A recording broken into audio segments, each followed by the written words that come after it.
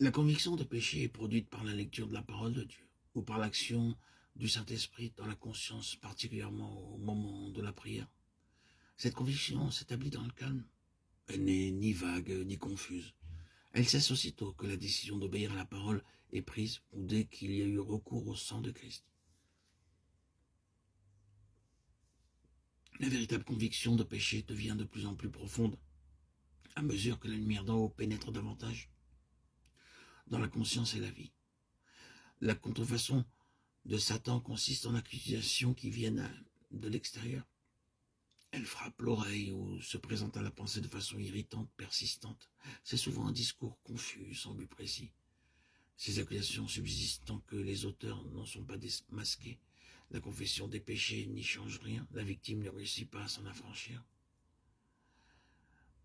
L'homme, désirant revenir à Dieu, doit se confesser.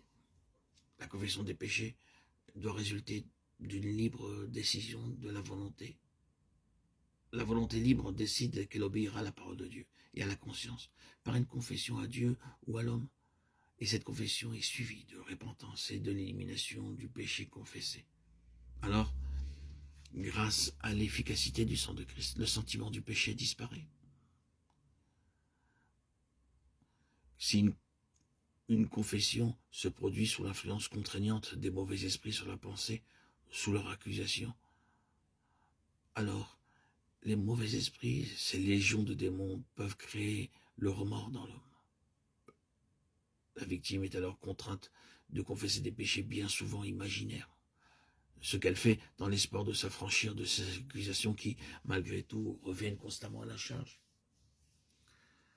Que les manifestations sensuelles, c'est-à-dire celles qui affectent les sens, les émotions, soient provoquées par les mauvais esprits, nous en avons la preuve aussi qu'il arrive fréquemment que l'esprit soit faussé par elles.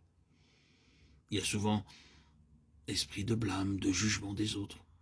La vision spirituelle, la mentalité est faussée, émoussée.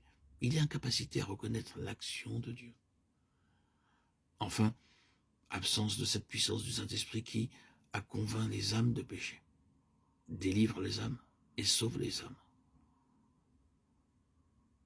Tandis que sous l'action du Saint-Esprit, l'Esprit est amené en conformité avec l'Esprit de Christ. Il y a alors sobriété, modération, discernement spirituel. Le cœur est humble, l'esprit doux et paisible.